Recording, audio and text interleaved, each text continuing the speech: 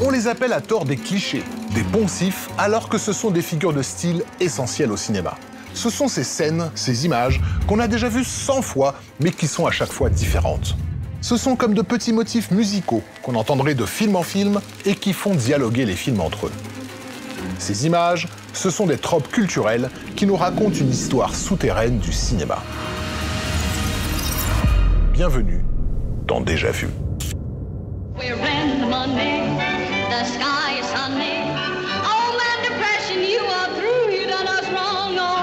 Quelque chose de singulier s'est produit au cinéma à la fin des années 60.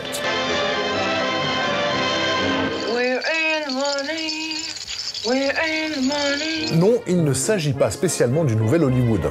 L'impérialisme et tous les réactionnaires sont des tigres en papier.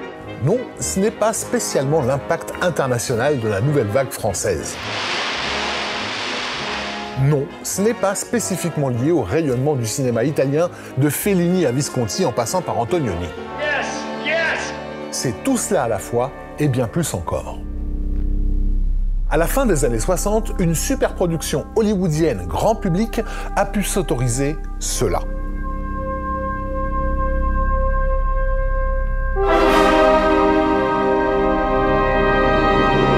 C'est le plus célèbre des match cuts, une transition brutale mais qui raccorde dans le mouvement. En 1968, avec cette transition, Kubrick nous convainc que 3 millions d'années d'évolution de l'espèce humaine ne sont qu'un clignement d'œil dans le cosmos. Sublime, révolutionnaire. Et pourtant, le plus gros succès de l'année précédente, en 1967, nous proposait déjà cela.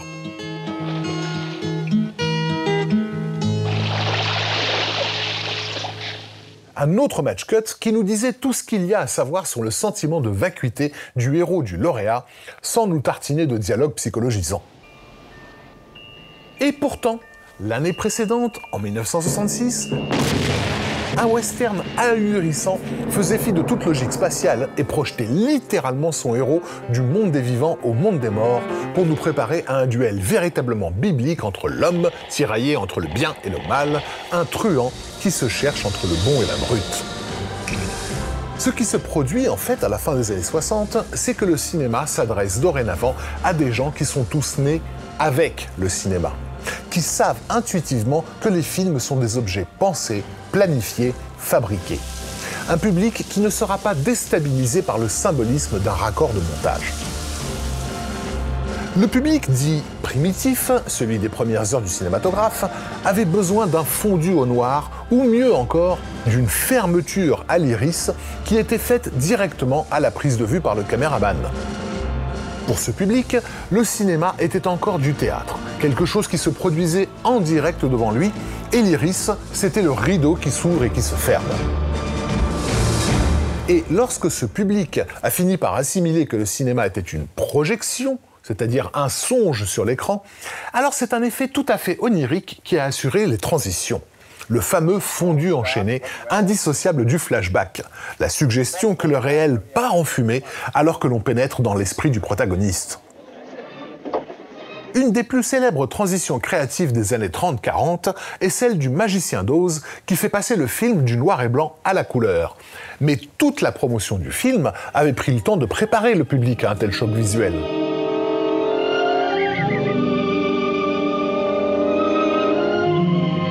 En contraste, la fin du film multiplie les effets oniriques pour bien faire comprendre le retour au noir et blanc. There's no place like home. There's no place like home. Alors certes, dès 1941, Citizen Kane s'autorise une série d'incroyables transitions poétiques ou symboliques. Mais on rappelle au besoin que pratiquement chaque scène du classique d'Orson Welles déstabilise complètement son public contemporain et ne fascine guère que les autres cinéastes. Car il y a alors un risque réel à perdre son audience avec ces effets disruptifs.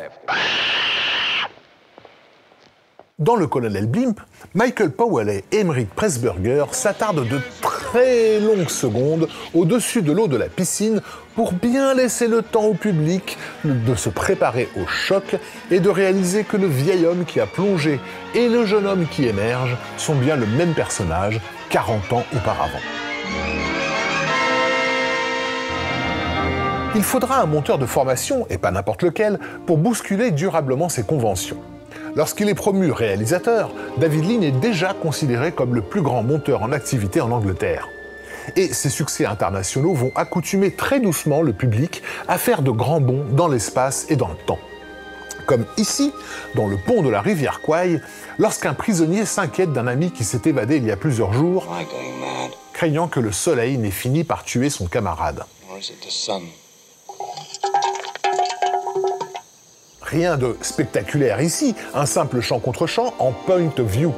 Mais néanmoins, c'est un cut qui nous fait littéralement traverser toute la jungle birmane.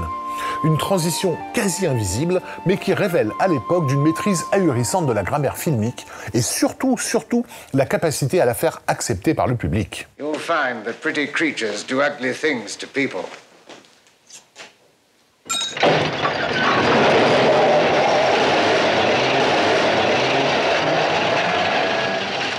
Les plus belles transitions de ces années-là sont généralement le fait de réalisateurs qui ont débuté leur carrière en tant que monteurs. David Lean, évidemment, mais également Robert Wise.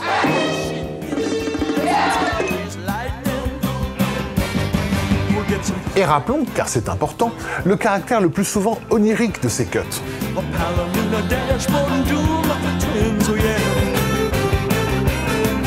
Comme dans un rêve, la topographie peut être chamboulée pour aller à l'essentiel. On peut passer d'un état de conscience à un état fantasmé et en revenir aussitôt.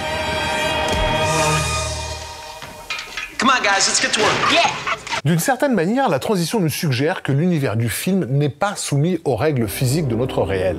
Elle suggère que c'est le narrateur qui nous guide d'un point à l'autre, en faisant abstraction de l'espace, mais aussi du temps.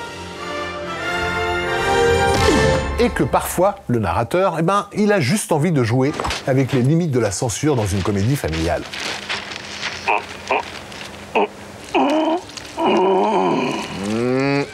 That looks good.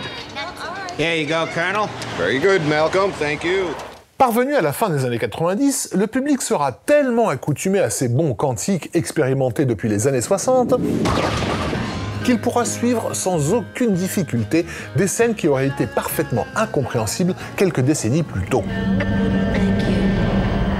Des scènes qui mêlent le présent au passé, les morts et les vivants, comme le magnifique final du Frighteners de Peter Jackson. Ce qui s'est joué à la fin des années 60 a été une redéfinition de l'espace cinématographique.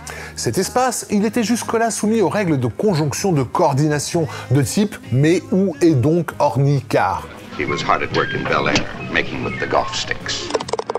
Avec le déploiement de ces nouvelles transitions habiles, choquantes, symboliques, humoristiques, c'est comme si on avait tout d'un coup découvert les joies du cependant, du tandis que, du contrairement à. De nouvelles possibilités pour les cinéastes de nous faire évoluer subtilement dans leur récit. Sorry, what are we doing?